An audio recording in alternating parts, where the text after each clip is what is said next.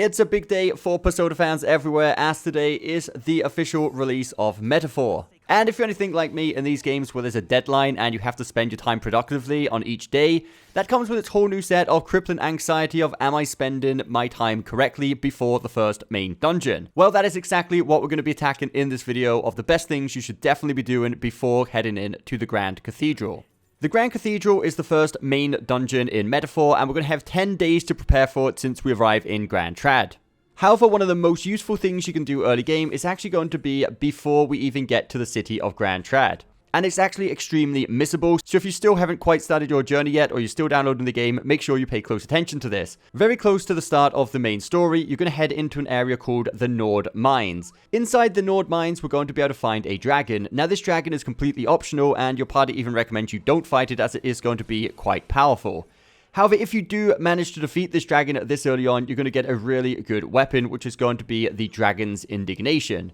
This is a great sword for the warrior class, and this is missable, so make sure you do actually defeat this dragon before you exit the Nord Mines, as you won't be able to return in from Grand Trad after. The second thing we're going to do is unlock the Purify mechanic at the church. The Purify mechanic essentially allows us to, let's call it, awaken specific weapons that allow us to do so, making them even more powerful. And luckily for us, the dragon's weapon we just got that's pretty OP to start with can actually be purified to make it even better. To unlock the Purifying mechanic, however, we will need to first upgrade our wisdom to rank 2. So that's going to be our first objective. The quickest way to do this is going to be talking to this NPC right here to start the Help the Hushed Honeybee side quest. This will give us quite a few points in wisdom. So once you've started the side quest, you won't actually be able to complete it until the night time. So instead of wasting the rest of the afternoon, we can go to this magnifying glass icon here, and this will allow us to pass the time until the night time while still gaining more wisdom. So this way we're going to get wisdom even while waiting for nighttime. Once we've done this and we do reach nighttime, head in to the Hushed Honeybee Inn and then talk to Fabian, who is behind the counter,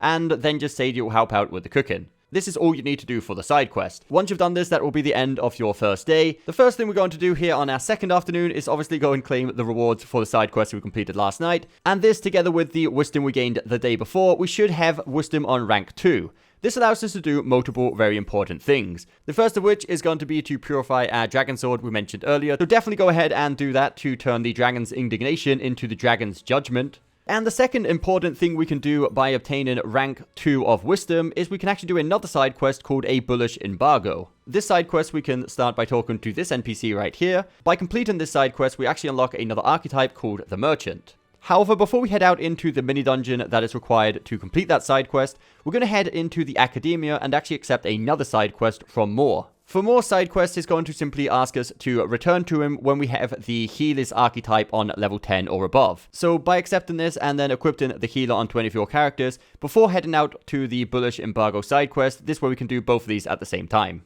So for the rest of this afternoon, we're simply going to head off to the Belega corridor, which is where we need to go to complete the bullish embargo side quest. Finish up that dungeon, defeat the boss to complete the bullish embargo. Now the way this works, that if we spent the afternoon going to a dungeon, when we get back we'll be too tired to do anything with the nighttime, so we'll go straight to bed and wake up the next morning. Now the next morning is going to be exciting because we can turn in the bullish embargo side quest, which will unlock as the merchant archetype like we said. Now assuming you did enough fighting in that dungeon to also level up your healer to level 10, you should have also completed Moore's task. So head back to the academia and claim your reward for that, which is also something that's going to be very, very useful. Now when Moore reaches rank 2, it actually gives you the ability to learn the archetypes, which is like the archetype skill tree, so you can unlock them and change them around with each character without needing to go to the academia each time. You can simply press the pause button and then press triangle and open up the archetype skill tree from there. So having this ability unlocked early on is going to be very useful, especially in the first dungeon. Specifically for one main reason, I would say, is that when you can change archetypes whenever you want, you can put the mage class on freely and then change off of it whenever you like. And the reason this is so useful is that in the main dungeons, you're going to be running out of MP extremely quick a lot. And by changing to the mage archetype whenever you like, you can actually regain MP automatically by just defeating enemies in the overworld inside the dungeon. So it's a great way to regain MP at any point in the dungeon without needing to leave or go back to one of the rest areas to change your classes around. So definitely make sure you're getting more to rank 2. There are a few other things I would definitely recommend doing before heading into the Grand Cathedral. The first of all is give medicine to this sick man here, and he will actually give you a hero's incense. And these are really good to have, especially early game, as they give you 100 archetype XP to any of your archetypes, which is just nice free 100 XP. And also, I'd recommend waiting around until at least the 15th before heading into the Grand Cathedral. The reason for this is that on the 15th is going to be your first big discount day, meaning that most of the shops are actually going to have 20% discounts on most of their items. This is incredibly useful for the weapon shop and the armor shop, as both of these shops have items worth 50,000 gold. But with the 20% discount, they do get reduced down to 40k. And 40,000, if you've done the dungeon for the side quest mentioned, you may be able to scrap together to get a really good weapon or the really good armor before heading into the first dungeon. Speaking of buying things, you definitely want to make sure you go to the water shop here and buy the 3 fruits of cordial. These are going to replenish your MP, which, like we mentioned before, incredibly useful for inside the dungeon.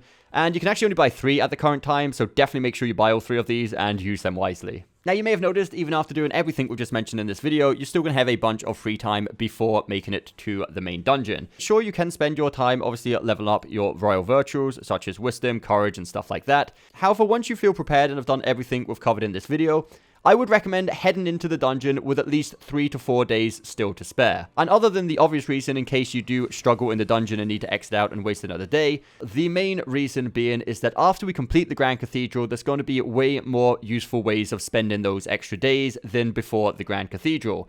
The reason for this is because after we finish the main dungeon, we're actually going to unlock the ability to spend time with our followers, which is going to upgrade the follower rank, allowing us to unlock the other variations of their archetypes, as well as some other passive bonuses. Apart from being able to spend time with the followers, you're also going to unlock the bounty system, and the first bounty gives you like 10,000 gold, which is really useful. And while you can do these, obviously, later on in the game, unfortunately, once the deadline's up, we will be forced to leave Grand Trad for a little while. We can teleport back afterwards, but I like having a few extra days to finish up a few things after the Grand Cathedral. So that is pretty much everything you should be doing to prepare for the Grand Cathedral.